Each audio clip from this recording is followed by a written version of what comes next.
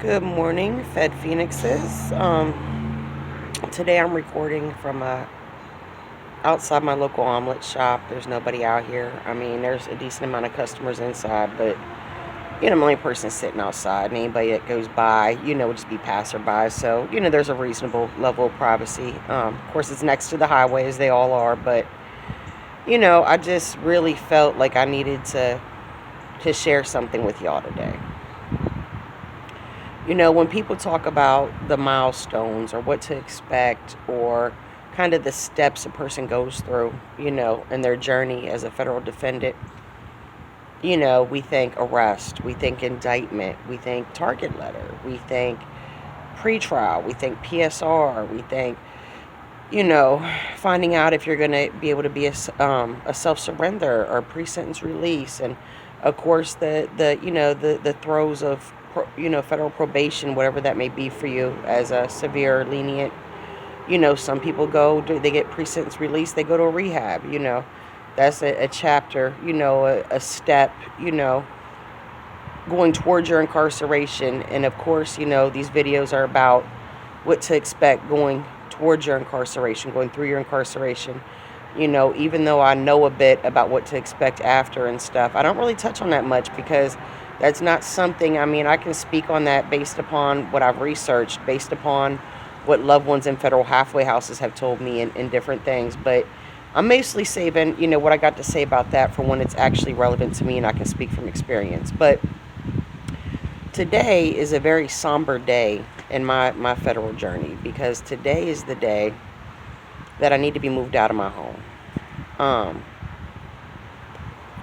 When I moved into this home years ago, my eldest child was in her mid-teens.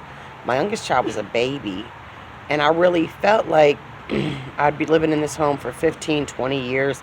Maybe one day I'd be able to actually buy the house. I loved this house, And the apartment we had beforehand, a little 2-bedroom apartment, me and my daughter, was nice. It wasn't anything horrible, per se. But this home was like a whole new chapter in life, And I felt like this is where I was going to be until both of my children were grown up and moved out. And I started the part of my life, after kids, that second, kind of independence, like the independence you have before you have kids. It's kind of like the second wave of that, with more knowledge and more life experience that people have once their children grow up and move out. And unfortunately, due to some events in the last couple of years, I'm going to prison. And it's just, now that I've taken my plea deal, I'm a convicted felon. So I've lost my housing assistance. I'm not a person with a whole lot of money. And it's just not practical or reasonable for me to continue to keep this house up all the way up until my incarceration. It's just not. Before the incident a couple years ago, my life was so different, so different. And, my home was nice and it was comfortable and I felt so secure. And then, over the last couple years, I've pretty much sold off every materialistic thing we had in the house because I knew this was coming and I wanted to prepare for that. And I wouldn't be able to keep these things anyway, which you'll notice in most of my videos. My home looks almost abandoned in some senses because, I was in the process of dismantling the life we had built, one box, one item, one room at a time, which was a very difficult, mentally and emotionally, an incredibly difficult process. Y'all gonna be seeing me smoke today because I'm really going through it. But anyway, good Lord. Okay, we're gonna try this from a different angle. Cheer for me, y'all. I'm gonna have to put you down for 1 second. Hold on.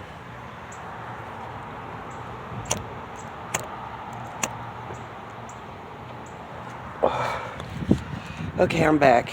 If that wasn't an amateur videography move, I don't know what was. But, so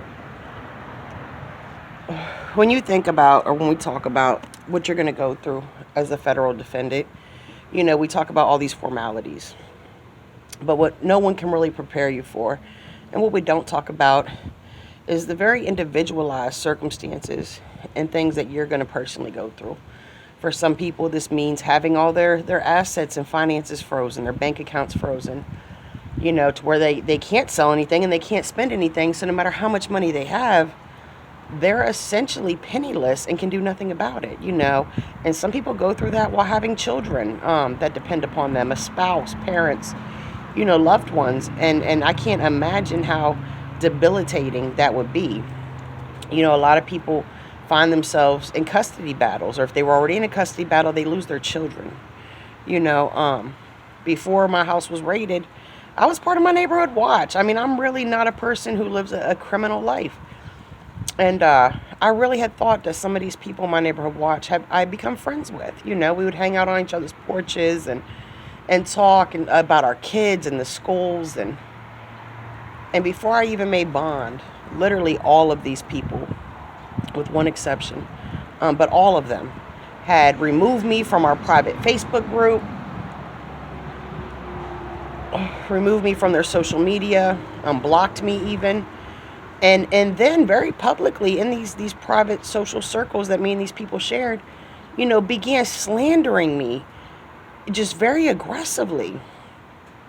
And I thought these were people, I wouldn't say friends like close friends, but I thought we were friendly. I thought there was a mutual respect before even trying to find out what's going on, before showing any concern for me or my family. They immediately just jumped to slandering and ostracizing me and my children. I wouldn't have seen that coming in a million years. There are friends and family who, my journey has drug out for 2 years now, and I'm not even incarcerated yet, that I know have gotten burnt out on the stress and the overwhelmingness of all of this, and have distanced themselves and all but cut themselves out of my life, because it's a lot. It's a lot. It's what I go through is unthinkable for a lot of people. Probably not most of you watching this. But for people that aren't the direct target of these situations, being a friend or a family member of someone going through all this, for a lot of people at a certain point, they get burnt out. They get burnt out on your frustration, your fears, your overwhelmness, your anger, your resentment. And they just kind of cut ties and fade off into the distance. And they'll tell you, oh, I'm not avoiding you. Oh, I love you dearly and nothing's changed. But everything has changed. People that used to call and check on you periodically, they quit calling. When you call them, they don't answer. When you text, they don't respond, or they respond 2 days later instead of an hour later. Another thing you may go through is, depending on the nature of the alleged offenses against you, you may lose your license, your career. You may have put 30, 40 years into a career of brokering or stock trading or insurance sales or whatever, and you've lost your license. You're barred for life. And now not only are you looking at going to prison and all the turmoil that comes with that, but now you have to rebuild your life without any of that foundation that you've built for decades. With all that ripped to nothing, you're starting your life over like a person fresh out of high school at the age of 30, 40, 50, 60, maybe older. Nobody talks about that. Nobody talks about some of your loved ones, are going to resent you. Those closest to you will likely resent you at some point, whether it be prior to your incarceration, during your incarceration, or when you come home. Because these are people who, no matter how you look at it, to some fault of your own, you're in this situation. Even if that fault is simply that you were a bad judge of character, or you allowed yourself to be the fall guy for something, because maybe you weren't as suspicious as you should have been of people. But no matter how you look at the situation, no matter what your circumstance, there is some level of responsibility that falls on your shoulders. And the fact that those close to you have to suffer because of the responsibility you've had, tends to grow resentment.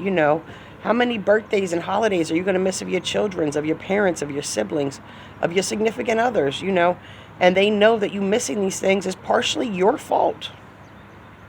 It's very selfish and unrealistic to think that there's not going to be some level of anger or resentment towards you for allowing your loved ones to be in a situation that they're in as loved ones of a person going through this journey. And what that means for them, your friends, your family, particularly if you have young children, depending on how public your case was, they may be bullied at school.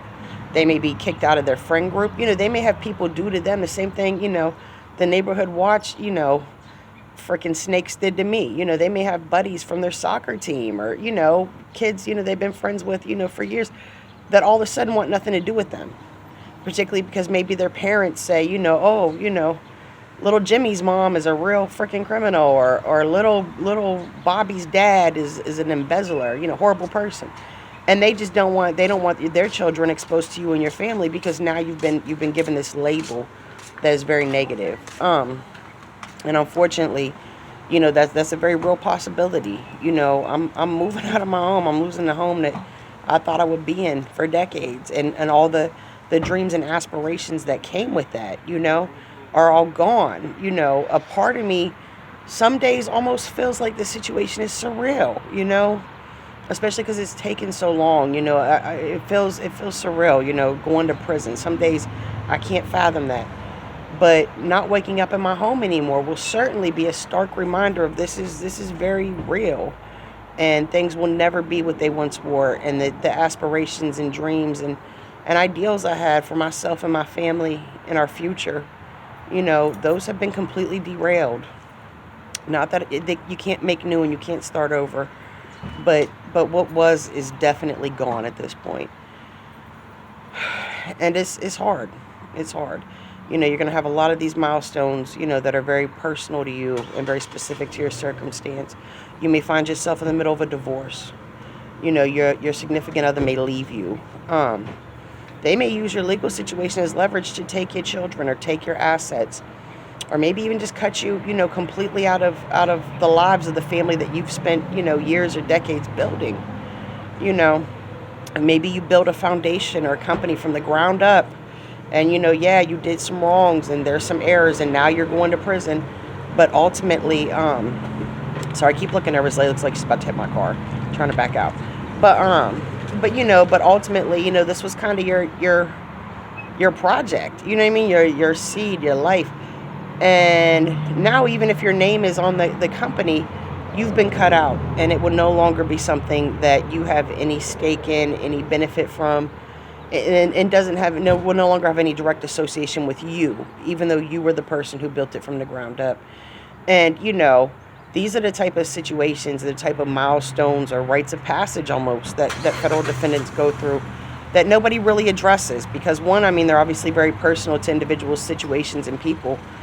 But two, it's hard to, just as much as these things are very, very personable and situational, being able to advise or comfort someone going through them is equally as situational and personal. So what do you say?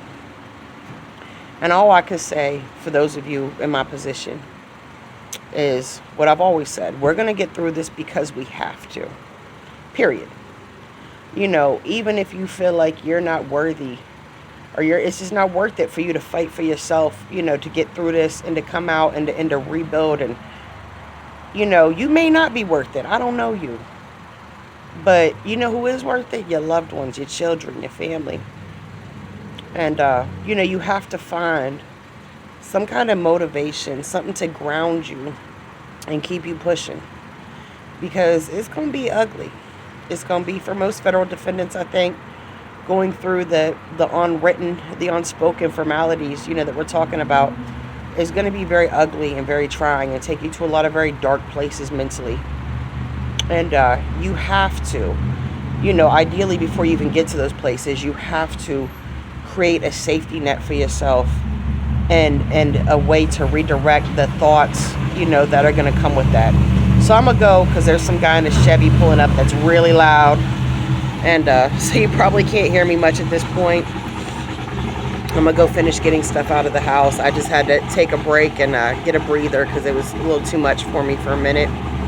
But, yeah, I hope this video has helped some of you. I hope it's provided some insight. And just, be prepared for the unexpected outside of the legal situation while going through your legal situation. Because you're probably going to have a lot of difficulties that were unforeseeable, or were difficult to accept, even though they were foreseen, and you're going to be given no choice but to accept them. So we're going to get through this because we have to, And this is a short slice of your life. you know, going through the legal process, your incarceration, this is only a slice of your life. And so you really need your focus to be on the chapters that come after this one. Whenever you find yourself in dark places mentally as you go through this journey. So, fly high, my phoenixes. As always, if you like the video, feel free to subscribe, hit the notifications bell if you'd like to see videos as they drop.